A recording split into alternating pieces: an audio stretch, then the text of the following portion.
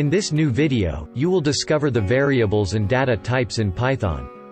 So, let's play this video.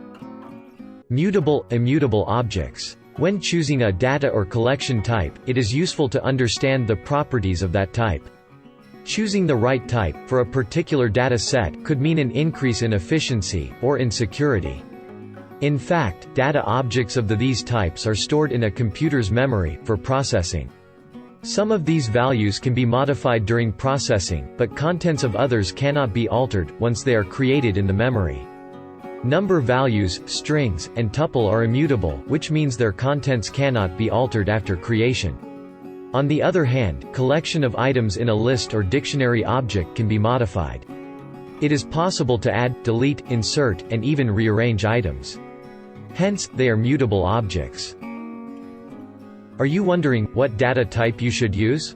Don't worry, by the end of this tutorial, you will be familiar with what objects of these types look like and how to represent them. If you liked this video, please do not forget to give a thumb up and subscribe our channel. Digital Academy, learn free. Thanks for watching this video. Please subscribe.